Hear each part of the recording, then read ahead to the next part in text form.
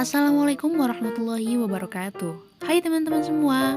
Tutorial kali ini kita akan membahas tentang bagaimana cara untuk mengoperasikan Mayob versi 18.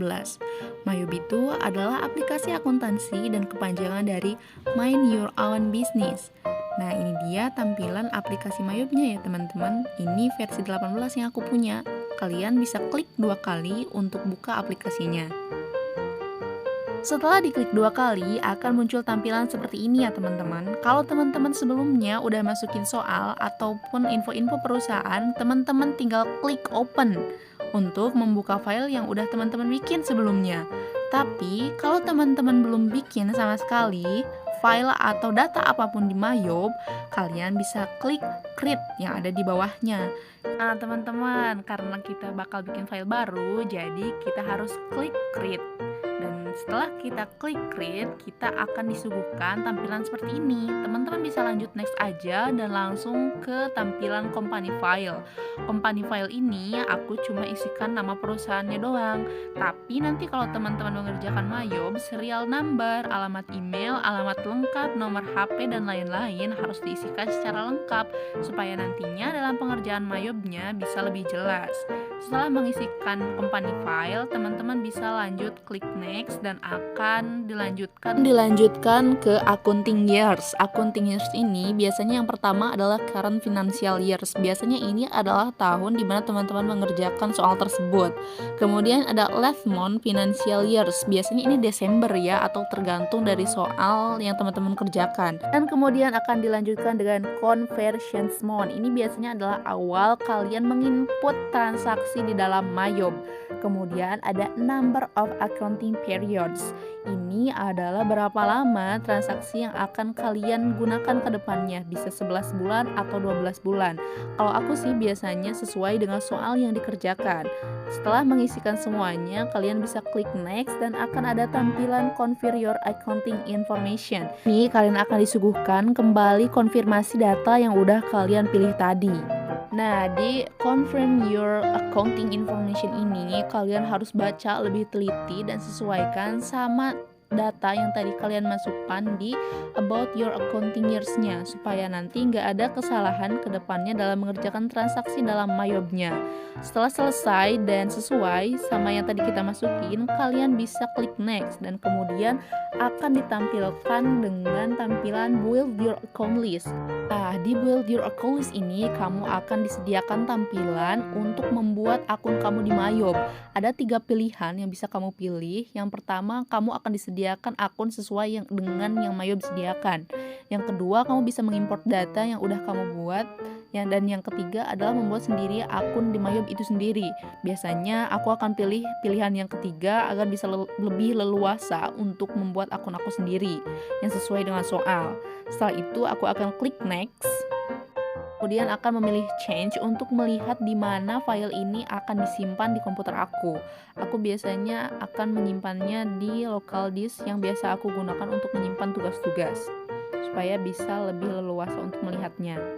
Selanjutnya kita bisa pilih klik next dan akan ditampilkan mode congratulation, dan biasanya aku akan pilih command centre supaya bisa langsung melihat ke tampilan Mayobnya. Nah, ini dia tampilan pertama Mayob ya teman-teman.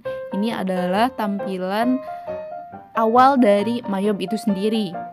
Nah, ini adalah akun list yang biasa kita gunakan untuk melihat akun-akun yang akan kita gunakan di dalam transaksi. Kalian bisa lihat di sini, ini adalah daftar akun yang standar udah disediakan sama Mayob.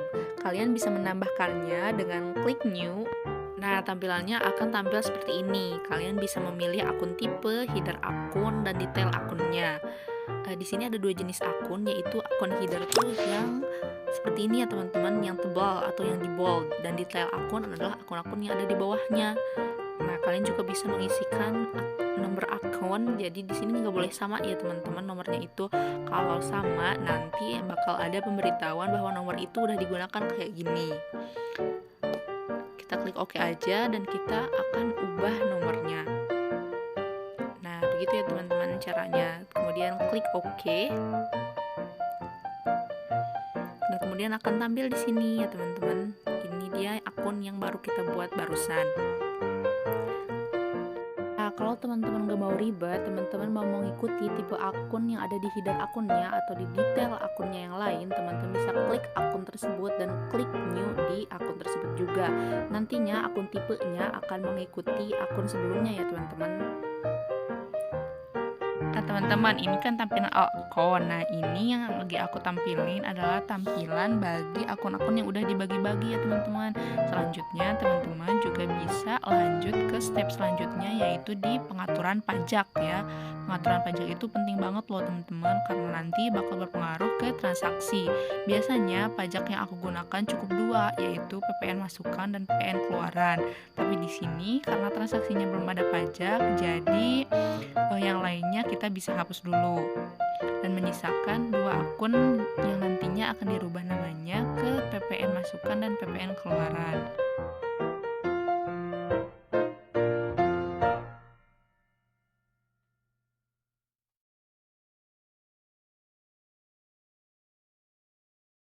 Udah tersisa dua seperti ini teman-teman, pengeditan pajaknya berarti sudah selesai dan nominalnya pun udah nol.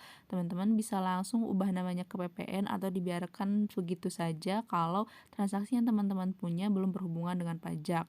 Selanjutnya kita akan pergi ke pengaturan akun opening balance. Cara ngelihat akun opening balance ini adalah pergi ke setup, klik balance, dan klik akun opening balance. Akun opening balance ini biasanya berisi nominal atau angka-angka dari neraca saldo awal. Nah, di akun opening balance ini ada hal yang perlu teman-teman perhatikan di sini yang ada di bawah yang bertuliskan amount left to be allocated. Nah, biasanya kalau mengisikan saldo dari neraca saldo awal itu, amount left to be allocatednya harus nol ya teman-teman akhirnya, karena itu menandakan bahwa ada keseimbangan antara saldo-saldo yang diisikan. Teman-teman, kita lanjut ke record journal entry. Record journal entry ini adalah untuk menjurnal, khususnya jurnal umum di transaksi awal. Kalau kalian mau lihat hasilnya nanti, kalian pergi ke jurnal dan masukkan tanggal transaksi dari kapan kalian misalnya memasukkan transaksi ke jurnal umum. Nanti hasilnya bakal kelihatan di sini. Teman-teman, nanti kalau teman-teman udah berhasil memasukkan jurnal-jurnal tersebut, hasilnya akan seperti ini. Ini adalah detailnya teman-teman, ada nominal, ada tanggal, ada akun-akunnya juga. Misalnya teman-teman mau memasukkan transaksi baru nih, di sini di memo ini adalah ciri transaksinya. Jadi nama transaksinya apa nih? Misalkan modal. Nah, ini adalah modal, memonya itu ya, supaya kita bisa ingat transaksi apa itu. Kemudian pilih akun yang digunakan untuk memasukkan modal. Kita akan masukkan modal terlebih dahulu ya, yaitu modal pemilik di akun pertama. Biasanya ini akan ada di debit ya nominalnya. Misalkan nominalnya itu 500.000 nih teman-teman. Kemudian kita lanjut ke akun kedua, yaitu kas, karena biasanya kalau masukkan modal yang berkurang itu adalah kas ya teman-teman. Dan ini masukinnya di kredit ya teman-teman, jangan di debit, nanti nggak bisa di record. Teman-teman kalau mau melihat hasilnya bisa klik CTRLR, pencet CTRLR supaya bisa kelihatan seperti apa nantinya. Nah, kalau udah begini ya teman-teman, berarti ini udah benar. Klik OK dan kita lihat bawahnya teksnya udah nggak ada dan kita klik record. Nantinya kita bisa lihat lagi di jurnal itu ya teman-teman, di tulisan jurnal itu. Nah, di sini ya teman-teman, tulisan jurnal pasti adanya di bawah karena itu adalah transaksi baru. Misalkan itu merupakan transaksi kesalahan ya teman-teman, dan teman-teman mau menghapus itu, kita klik edit aja dan delete this transaction kayak gitu teman-teman, kalau mudahnya. Setelah dihapus pun nantinya di jurnalnya juga nggak ada di kumpulan jurnal ininya ya teman-teman. Oke. Selanjutnya, setelah teman-teman berhasil menginput jurnal, melakukan transaksi, menginput akun opening balance, saatnya kita melihat laporan nih teman-teman. Adanya di report di dekat menu akun list. Nah, di sini teman-teman bisa melihat ada laporan laba rugi atau profit and loss, ada income statement, ada balance sheet, ada statement of cash flow, ada juga reconciliation report kalau misalnya ada laporan rekonsiliasi.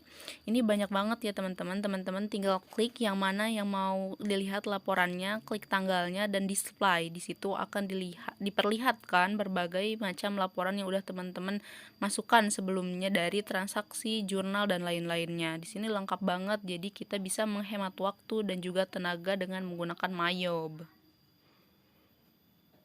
Nah, teman-teman, selanjutnya kalau teman-teman mau keluar dari Mayob nih, teman-teman tinggal klik file, kemudian ada tulisan exit di sini. Nah, exit ini biasanya aku langsung pilih no, karena kita nggak mau ada pengulangan untuk menyimpan file ini. Tapi kalau teman-teman mau jaga-jaga, teman-teman juga bisa klik yes supaya bisa di-repeat penyimpanan akunnya. Nah, teman-teman, di awal tadi ada tampilan seperti akun, ada banking, ada sales, ada purchase, ada inventory, dan ada card file. Itu merupakan modul yang digunakan oleh Mayob. Nah, kita akan jelaskan dulu satu-satu nih, teman-teman, bahwa untuk model accounts itu untuk mencatat jurnal umum, koreksi, dan penyesuaian. Modul akun ini biasanya banyak digunakan di perusahaan jasa maupun perusahaan dagang dan manufaktur. Tapi modul lainnya juga banyak digunakan tapi nggak terlalu intens di perusahaan jasa. Kemudian ada modul banking. Modul banking ini untuk mencatat penerimaan dan pengeluaran uang kas bank atau akun lain yang bukan bersumber dari pembayaran utang dan penerimaan piutang. Terus kita ada modul sales untuk mencatat hal yang berhubungan dengan penjualan barang dan penerimaan piutang, karena namanya juga sales berarti menjual ya. Kemudian ada modul purchase untuk mencatat hal yang berhubungan dengan pembelian barang dagang dan pembayaran utang. Dan kemudian ada inventory. Inventory ini adalah barang ya, untuk mencatat hal-hal yang berhubungan dengan persediaan barang dagangan. Kemudian ada juga modul card file untuk mencatat hal-hal yang berhubungan dengan pemasok, supplier, pelanggan, atau customer. Nah, untuk melihat informasi perusahaan, kalian bisa ke setup, lalu ada company information ya teman-teman, itu untuk melihat detailnya yang tadi di awal. Nah, itu dia teman-teman tutorial untuk Mayobnya kali ini. Semoga kita dapat berbagi tutorial lainnya di kesempatan yang lain. Wassalamualaikum warahmatullahi wabarakatuh.